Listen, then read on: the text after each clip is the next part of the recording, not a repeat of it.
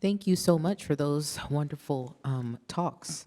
And now we have time for questions.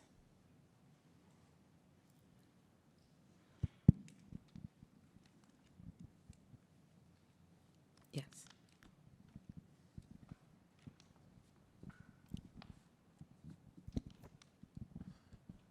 Thank you both. I'm still thinking with you, and one of the things that became clear. One of the things that became clear when Markus ended and Rebecca started is that why we put these two talks together, and I would like you to reflect on this. I think that what Rebecca described, without getting into any of the details, is a great care for the maintenance of the cycle.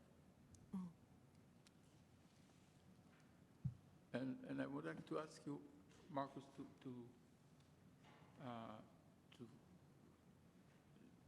think with this about the cycle itself, and also about the care and lack of care as necessary for maintaining a cycle, not turning into a line, or forcing a cycle to turn into a line, disrupting the cycle and switching to a linear process. So quite abstract, but I think that you can turn it into something concrete. Thank you. Please go ahead. This morning I actually talked with Michael, and he kind of brought up pace and rhythm of cycles. I think that's the two of the words that he kind of used. And I think pace and rhythm has a lot to do with your question of kind of what's the engine, how fast should one go or not go? Should one kind of totally minimize time in a cycle? And the motivation of that. Another kind of thing that I think you brought up is kind of the energy that drives maintenance, that connects kind of care and repair, for example, as kind of two things that they need each other in order to kind of, and that the more kind of words you kind of add to that, kind of the cycle kind of actually kind of can happen and can start as the engine of it. It's kind of just my kind of quick reflection to your question, but yes, particular how to get pace, how to get rhythm, and how to kind of build them into this kind of thing is something to think about.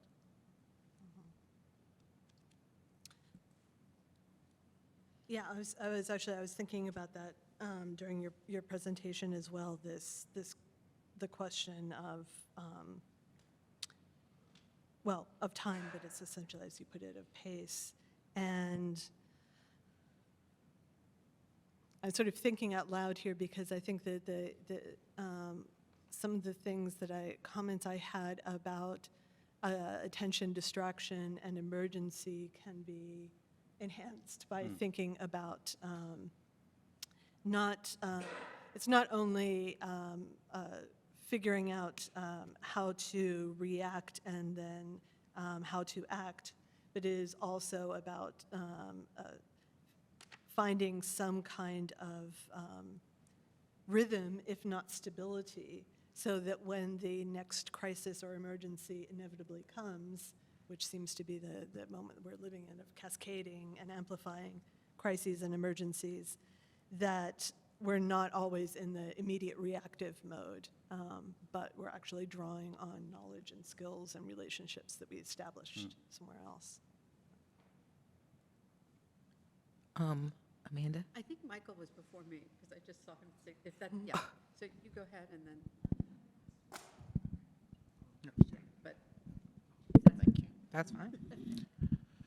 Yeah, no, Yeah. thank you very much. And I think in some ways this might build on Adi's question a little bit, but thinking about the role of pause and also haunting in cycles, right? So it appeared that all of these cycles, even when they were unpredictable, were continuous, right? The line, though squiggly, didn't actually break. And so I'm wondering how that brings in inconvenient or incommensurable, what could be considered externalities, right, to a cycle and what that may or may not do. And then, actually how that relates to something like learning or education and the degrees and ways in which we can bring in pain, haunting, death, suffering, exhaustion, to change the cycles of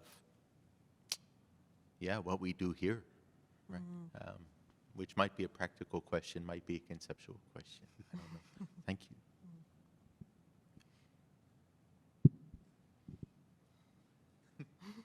Sorry.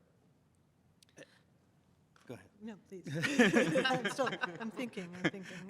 It's way too philosophical for right now. But I think kind of what you bring as kind of, it might come in inconvenience, right? That's, I think, kind of is the beauty of the unpredictability of the messiness of life itself. Because we kind of, we maintain and we activate forwards, yet we constantly have this kind of things coming in. I think just kind of, as Rebecca's kind of talked, kind of this interruption needs to be part of the process. It cannot be left out. Otherwise, we kind of follow a linear system and we ignore everything else. Yeah, that makes a lot of sense to me in thinking about these times of periods of history of extreme emergency, where one of the points of or the characteristics of existence then is that this assumes that one believes that there is a perfect social condition that allows the perfect performance of life cycle rituals on a regular basis. So we can take it as read that that's not the case in most times and places. But during times of extreme emergency, of course, that's when the disruption happens. Some of what I see in the material that I look at is that there is both, so that creates an imperative to actually find a way at some point to close that loop or to continue that cycle. So that sometimes drives some of these actions. But it also sometimes creates a pause that is actually useful in a way. So, you can't send this body back now. So that means that you do some things to care for it, preserve it, and then maybe you turn your attention elsewhere to other problems of people who are living around you. And so the productive pause, I think, is maybe something we can take out of that. So thank you so much for those talks. Rebecca, I thought that was just incredibly beautiful. Made me want to go home and rest, though. I'm trying to recover. Okay. My question is for Markus. It's a little bit impish. I have to say that some of the slides about design thinking kind of made me feel like I was in Silicon Valley. And what I mean to say by that is that a lot of innovation processes in tech innovation and the corporate sector kind of present themselves in that with those same sorts of flow charts. And I started to think, well, one of the main distinctions that you were drawing was between a kind of energy economy that is associated with waste and pollution and non-repair.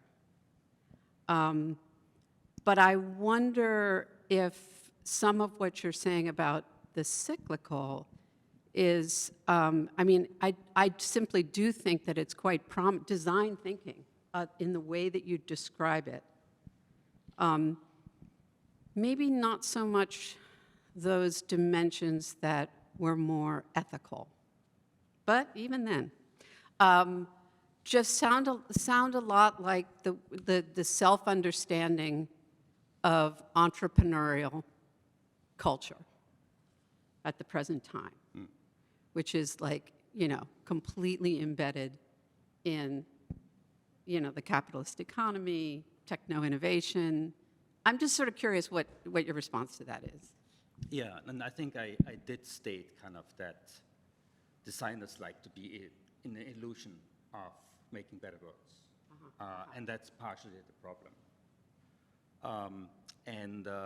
I think kind of what you mean, kind of this Silicon Valley, kind of the systems thinking that are often represented through diagrams. And diagrams are this vehicle of kind of, they always work, right? Kind of, it's very hard often kind of to criticize a diagram because kind of it gives you kind of this illusion of an idea, and that if we kind of go for the full cycle or freedom to cycle, kind of we have an outcome that is positive. And I think kind of my attempt to kind of to distort that in the Wiggly one was kind of to fight this idea of this perfect world. Yet when I work with students, I work with young designers or colleagues, and we kind of try to figure out, okay, we have a problem, kind of how do we fix this? We kind of go back to this kind of ideal kind of forms of the world where we just have to follow kind of particular steps and kind of we have an idealistic outcome. So for me, this kind of representation through diagrams are a form of analysis, but also a form of critique of the processes that we constantly kind of go through the thinking, as what I call through building better worlds, yet with the full assumption and knowledge that it's an illusion.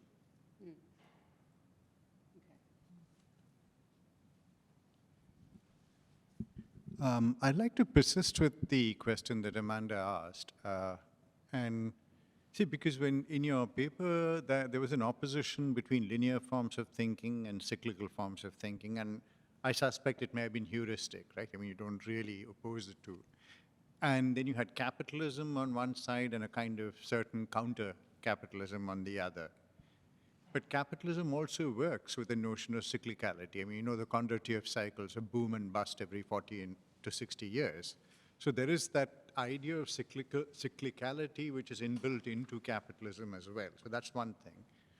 The second thing is that when you spoke about cyclicality, cyclicism, there appeared to be a kind of running together of two things which are quite different, because there was the Ouroboros, the idea of cyclicality on one side, and then there was the multi-directional or non-directional thinking that you were actually drawing with your squiggles, right, which is reacting against linearity. So there were three things that you were talking about rather than two. Yeah. So, and I'm more convinced of the non-directional and the multi-directional than of the cyclicality, because the cyclicality then also takes us into another paradigm, which is a kind of probably romantic paradigm, which is pre-capitalist, right? You know, when you go back to Ouroboros and the paintings and so on, and suddenly we get this time shift that happens where cyclicality is reassuring. It's like the cyclicality of life and death, what goes around comes around, and so on and so forth. So, you know, it's fatalism, it's acceptance, it's quietism, all of that. And I'm sure, you know, that's not what you're arguing. And so I think we need to separate these. The other, with regard to Rebecca's paper, I mean, I love the paper, because when you read out that list, it reminded me so much of my life in South Africa, right? Where we live in a landscape of death with students dying, faculty dying, and ever since the AIDS epidemic, we've had these imponderable consequences where the scale of deaths is huge. But what I was thinking with regard to the paper was when you bring up the notion of care, right? I felt that there was a way in which we become human through these engagements, right? And it is not connected with our profession. At least that's the way I look at it. But there was a way in which the argument that you were making seemed to hover on the linear. It's about labor and recompense, and what you're doing in excess of that. But I don't think what that, at least for myself, I don't think what I do fits into that model. It is really about being human, right? Rather than this idea of labor, recompense, and, oh, look, I'm doing things which I'm not being compensated for. I don't know whether many of us think like that. And of course, somebody might say, look, you're being a sucker, right? Look, they're getting you to do far more work than you should be doing. But I don't know whether most of us in this profession think like that. So I was just wondering about that tension in the paper, where somehow the capitalist logic seems to enter and disrupt what it is that makes us human, that connectivity that we have. Yes, so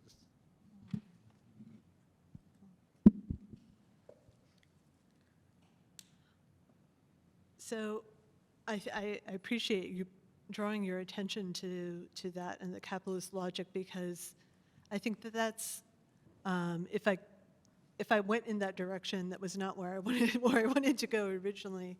I think that by drawing that, I think, yes, this is the work that makes us human. And yet I don't want to say some people are more human in that way than others, but some people do more work that way, in that way than others. And there's a very funny kind of line, I think, in just in thinking about a teaching setting in which this idea of like pastoral care is actually part of our jobs, but also something that most of us are not well trained for. But so there are these places that are, create openings for us to care, to notice when our students are having difficulty, and to walk them over to counseling, all these kinds of things. So I don't mean to suggest that we should be compensated necessarily for that care, although maybe people have other ideas about that and ways in which that might work. But I think even kind of recognized that care is part of the work is the first step for me, the important step, because there is still often a kind of a line or a shell of silence wherein colleagues who do a lot of this kind of labor of care know each other, they talk to each other about it, but we're not going to talk about it in a department meeting. But that is a very large part of our lives. you used the word labor of care. Yeah. Okay? See, it's those kinds of things that actually I'm pointing to, which is the tension. Or when you say we are not trained for this, right? I mean, what training does it require to connect with another person?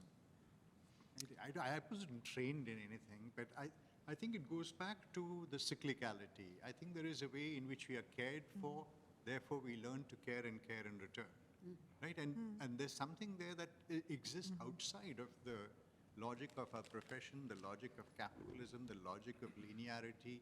And when we use words like labor and care together, I personally feel slightly disturbed, but that's, anyway, but that's me. I'll just stop. Yeah. I would say that, well, maybe I'll think about that, like it's a better way to put this, but caring in a kind of emotional reaction way is one thing, but then like how do you actually enact that care is maybe another thing, and that's where the, whatever you want to call it, knowledge, expertise. We've all know people who care a lot, but not in the ways that we might want them to, so that there are maybe some further gradations that can be done along those lines. Christopher? Oh, thank you. Appreciate it. Sorry, did you? Oh, okay, thanks. Yeah, you. All right. I'll use use the mic under the recording. Thank you all. I have a lot of thoughts on that one, but question. I will just say though, Patricia Hill Collins, Black feminist scholar, has a whole thing called other mothering, which might kind of speak to some of the sort of work seen and unseen that folks do in like the academic profession out of like mentorship, advising. Yeah, there's a whole thing on that. But the question I wanted to ask was actually for Markus, and maybe like a practice question, like artistic practice question. I'm really, I guess, curious, given some of the comments that I've been able to hear, and just seeing your work, you know, in other spaces. Has working, think about medium, for example, like analog and digital work, cycles happen differently, you know, in terms of the two, like different paces, different timing, like experimentation is different in terms of like what's possible or what's not possible. Can you go back, you know, to a cycle? Like how far in a cycle can you visit? So what, I guess, over time have you found to be some of the, both as like an artist, you, and then teacher, you know, you, what have you noticed to be some of the like distinguishing factors that differentiate how cycles emerge, if you're working analogically or digitally? Thanks. Interesting question, and haven't really thought about that. But I do kind of see that the more we become digital, or should I say the more the students become digital, the more they're interested in kind of slow processes. And this is actually a really kind of beautiful kind of foreseeing kind of way that's happening. Colleagues who work on electronics and kind of recycling kind of electronic wastes, they kind of obviously kind of see an abundance of electronic wastes and a slowing down of the ability to reprocess because it's a lot of handwork, while electronic pieces are kind of made in a couple of minutes. The reprocessing of them kind of takes a very long time because it just gets finer and finer and smaller. But I kind of go back to the teaching and kind of that practice that I see that students, the faster it goes in terms of electronic, of producing something, the more interested they are for slow processes of making. Yeah, thanks. I actually did put myself on the queue, like I have myself written down, so I'm going to ask my question.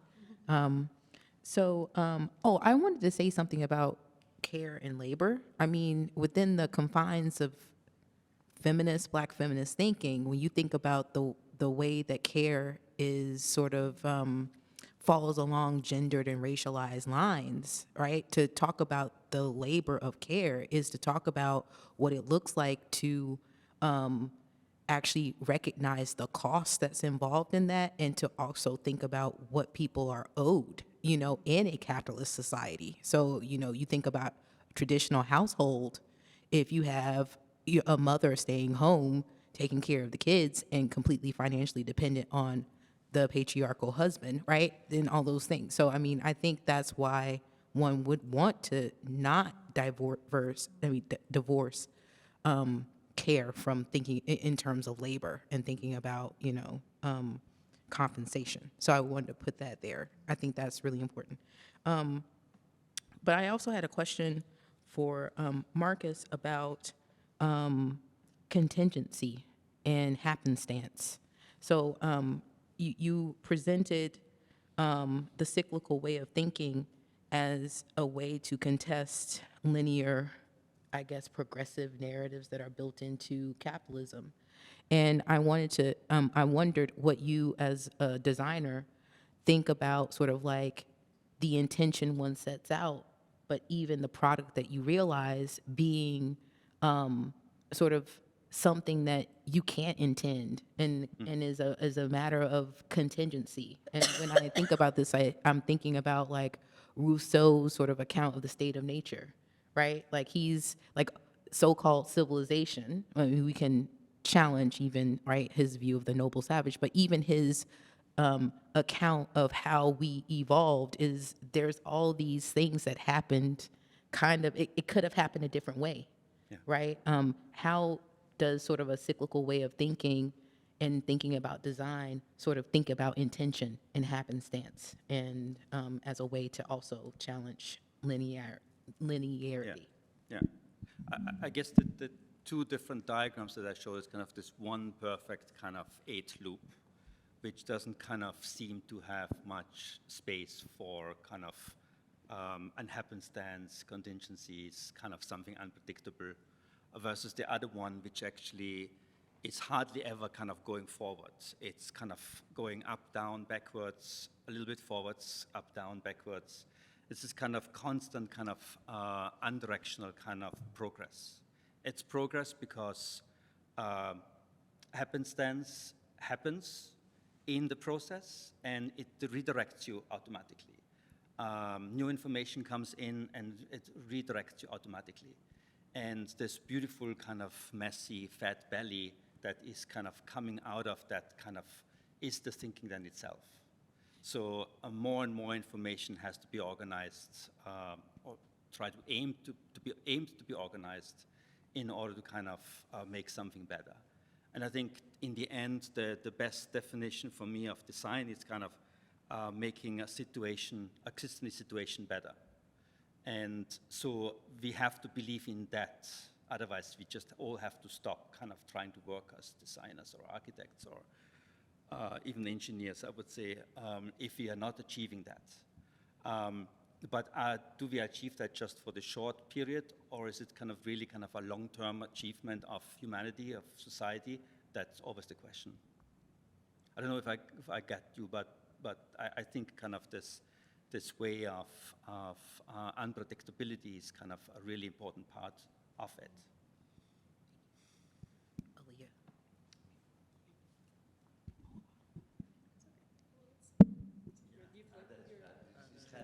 Aaliyah. Well, no, actually, Aaliyah had her hand up first, and then you're next. Yeah. I was trying from the beginning. All right. Thank you. So thank you for those talks. I enjoyed them tremendously. I think my question, which goes to you, Rebecca, picks up on both Amanda's remark about the beauty of your talk and also the wish to go home and rest that followed it. And I was feeling something similar. I think Ainsley kind of articulated some of why, but I think there was something in me before you kind of got into the fullness of your talk that anticipated some kind of caution around care and around care in the workplace in particular. And so there were some gestures to the underside of care, right? And that was in talking about its colonial legacies, right, with regard to the kinds of care work that women of color in particular are expected to perform in colonial sites. And then also about just even saying you might not be surprised that the majority of the people who did this were women of color, right? So you indicated that, and then your evocation of burnout. So there were ways in which your very, very beautiful talk, I thought not only humanized care, but also humanized, or didn't humanize necessarily people in the delivery of care, but humanized institutions and humanized workplaces where care is given in these ways that are typically invisibilized, they can't be quantified and non-compensated, but nonetheless at tremendous cost, right, to the people who provide them. And so I just wanted to ask you to, and I think also about the presumption of care, right? Like even when you talk about students who stay 3-4 times in your office, well, that probably happens to some people more than to others, right? Like at a certain point, so the presumption of care. So there are all kinds of kind of hierarchies that are being, repeated cyclically and that are being reproduced too in the way that care work gets organized and expended. And then burnout becomes the cost to the deliverer of care, right? And so I just wondered if you would, with the beauty of your paper, also just kind of riff on the costs and the underside of care in workplaces. Thank you. That in itself was beautiful, and I wish you could help me rewrite my paper, but but I won't ask for the reason. Okay. So one of the, I mentioned a little bit at the beginning of the paper, I didn't really dwell on it because I still haven't quite unpacked it in my mind, this question of attention. And I think that that is also inherently a piece of this is who pays attention, whose attention is always called, whose attention is divided and redivided and constantly refracted until it just cannot be sustained anymore. And I think we all, recognize how that works both in the workplace and then outside of the workplace. And so I think that maybe with some further thought, there's something systemic to unpack there about, not just about institutions, but in the particular political and information technology moment that we're living in, that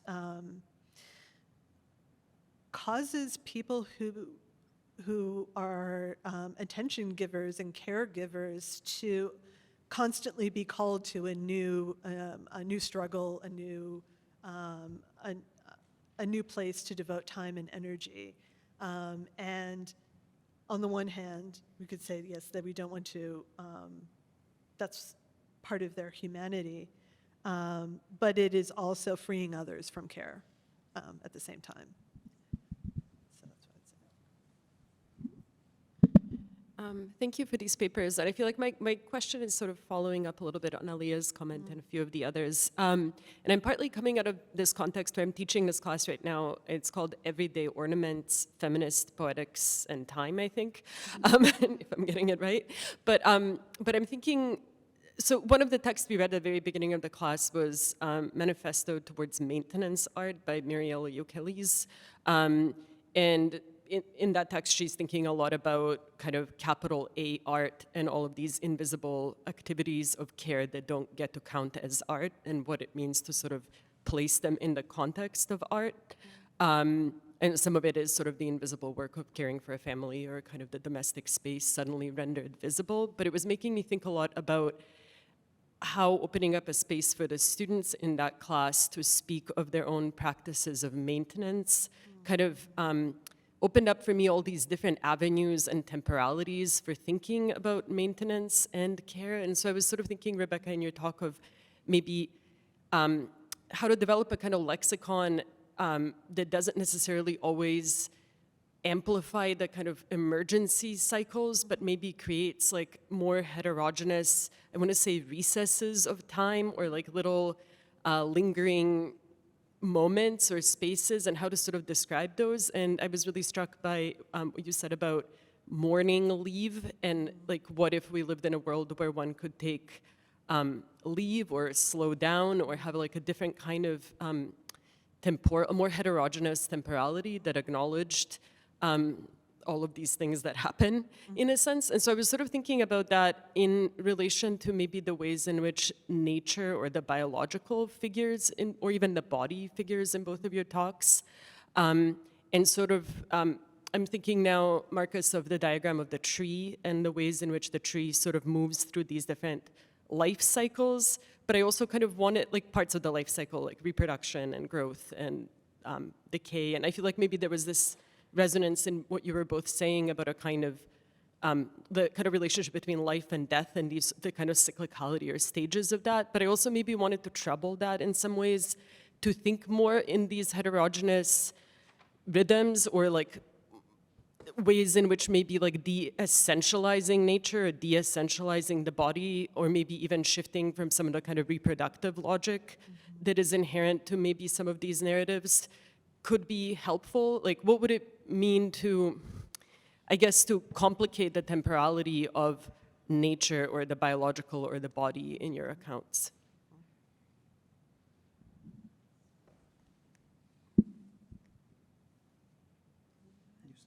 Okay, I'll start. Thank you for that. That's really helpful to think with. So I think one of the things about, staying just for a second on the topic of attention and burnout is that in itself is a disruption of bodily capacity and mental capacity. And in a way, it's, I mean, I don't want to get too biologically imperative about it, but it is a way of the body putting a sort of pause or a stop at a particular moment. And I think recognizing that in itself is, if we shouldn't think of it as a cycle, but we can think of it as a natural occurrence. And so in the way of thinking about work itself as having different kinds of phases. A career has different kinds of phases. Maybe you're in a maintenance phase for a while, and then maybe you're also then in a productive phase, and maybe there are other kinds of phases one could conceive of, rather than either a cycle or like a linear progression that suddenly like comes to a stop at a certain point, which is how we tend to think of work in our society. So yeah, that's, I think, one thing that occurs to me. But.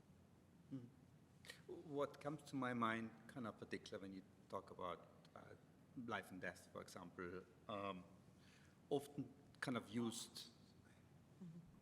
So the idea of life and death kind of is often used as dualities, kind of two opposing points. And if I kind of try to deconstruct that, it's kind of, I don't think there is such a thing that holds two things apart. And that's why the cycle of the tree or any form of cycle kind of really works, because that duality is kind of a construct that doesn't really exist, because it has to stop in motion. And as soon motion starts, kind of these other aspects come in, and then it becomes a cyclical process. And it has to be one. And I think that's kind of a really kind of beautiful part of all that kind of thing. That's why I think also kind of care, repair, maintenance, they have to be part of each other.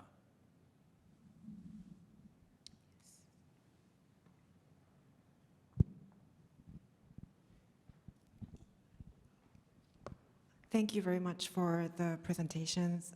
I have a question about care, and I wonder if the boundaries of the human and non-human can be actually challenged by the care work. And I'm thinking especially through works of Mel Chen and Eunjung Kim in disability studies, the boundaries of who can receive care and who does give care. And I'm really thinking also about the time during the pandemic when people suddenly started to adopt dogs and cats. Mm-hmm. And that, I think, is significant giving of care from the non-human animals. So I wonder if, Rebecca, in your research, there is capacity for thinking about challenging the boundaries of the human, especially since there has been statements from you and others that this is the work that makes the human. And I think this can be also the work that makes the non-human the beings that can be with us to give care and receive care together. So I wonder if there is capacity for that in your research.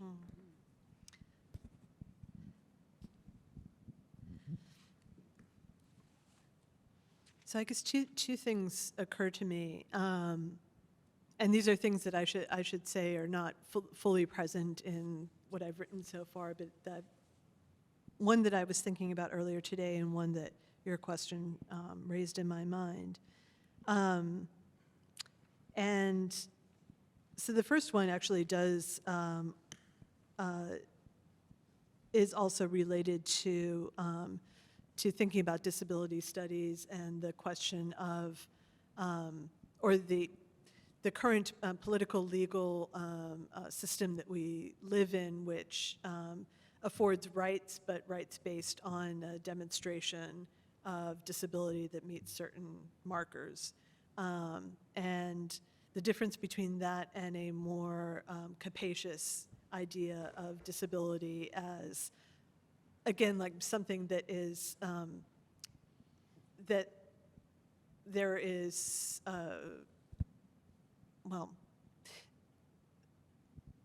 there is a range of ability and disability present within most people's life cycles as well as these larger structural questions of accommodation for people with documented disabilities.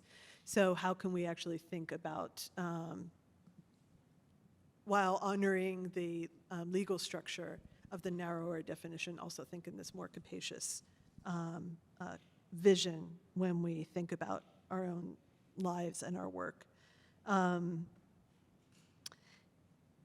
the question of the non-human, it kind of made me think about this question of resources, because if we think of the construction of the idea of nature in history, and that part of that idea is based on this sense of like predicated on a pristine, untouched area. But why is it important to have a pristine, untouched area? Because it provides rest and reconstitution of the human being. And so, by the fact that you can visit parks, or you can, go hike a mountain and think about poetry and paint the mountain and so on. So there is sometimes in these relationships still something kind of extractive, I feel, for the human. And so then the question might lead us to cycles and thinking about a sort of a bigger picture of the non-human and having its own cycles that are maybe independent completely of humans, and that there is a kind of care action within that. Care of some animals for the environment that sustains them, for instance. How a river cares for all its inhabitants, in a way. I'm waxing a little wild here, so I'll give it to Markus. I was just wondering in this question, kind of when one kind of let go of the boundaries and kind of dissolve the boundaries and thinks about prosthetics as kind of a non-human, non-living kind of form that is integrated with humans and becomes a unit again, which is then able to kind of dissolve that. But I also kind of recently read papers about how robots themselves kind of become caregivers and pets and life companions, particularly of elderly in particular regions. So I think then this disrupting this kind of boundaries of human, non-human becomes an interesting kind of point here, which already so many caregivers are. Are we going over time, or should we stop for the coffee break? Because there's 2 other people who want to ask questions. So do we take these last 2 questions and then get the response and then break? Cool? Okay. So because Thangam has not asked a question yet, I'm going to turn to her, and then Addie will be next.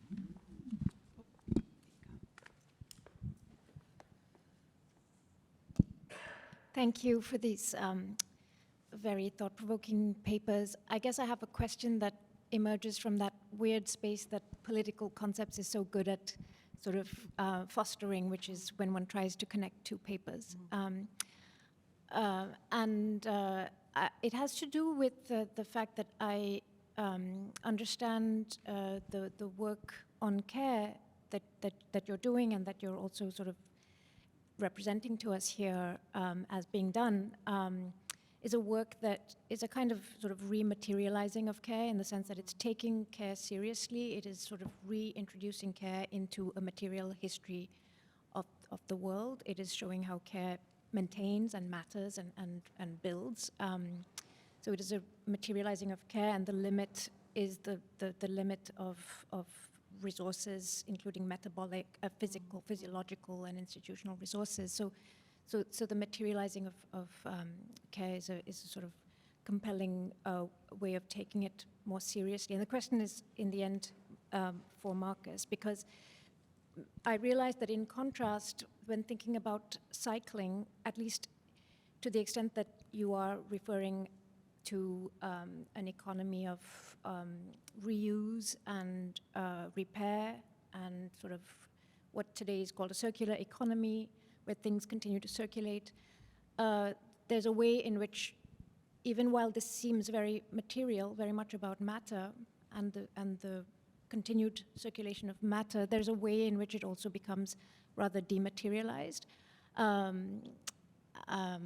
And I suppose the quickest way of getting to this is to invoke the fact of plastic, or the fact of indestructible matter that has been produced and that cannot be cycled back into the earth. And therefore it is being cycled, but it's been being cycled in this space where we are like jugglers having to keep the balls in the air because they're not allowed to fall into the ground. It's almost like a question of, it's almost like bodies without graves. I mean, to make a weird connection between the two papers. But so I'm just wondering at the way cycling there, even as it seems to be very, very material, has also become very, very unreal, not unreal, but maybe I just want you to reassure me, Markus, that this kind of cycling is not just superfluous to console us, in the sense that, you know, we turn our plastics into a skirt and wear it, but then what? You know,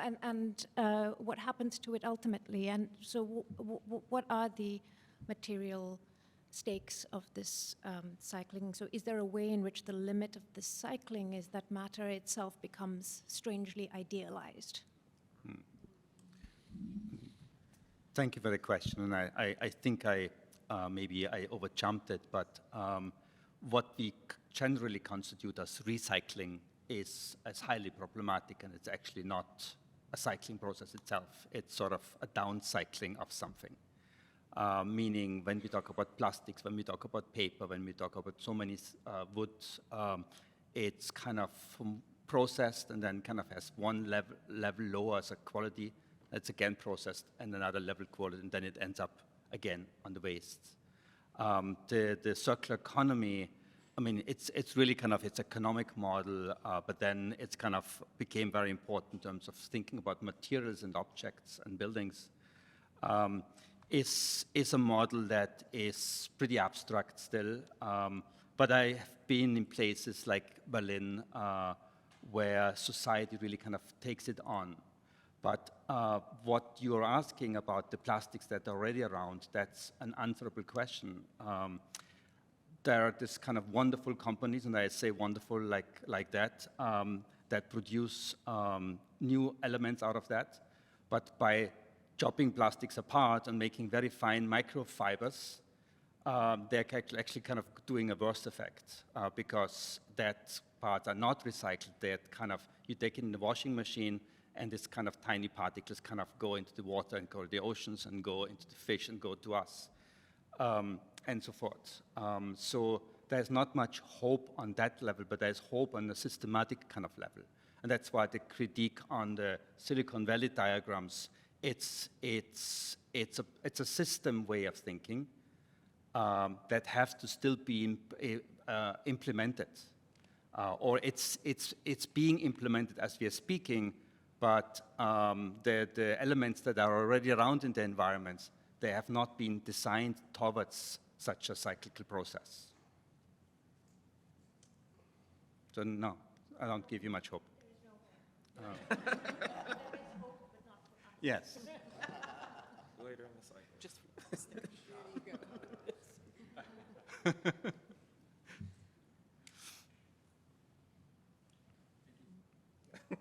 No, you don't. Okay, well, I think this session is done. Please enjoy your break.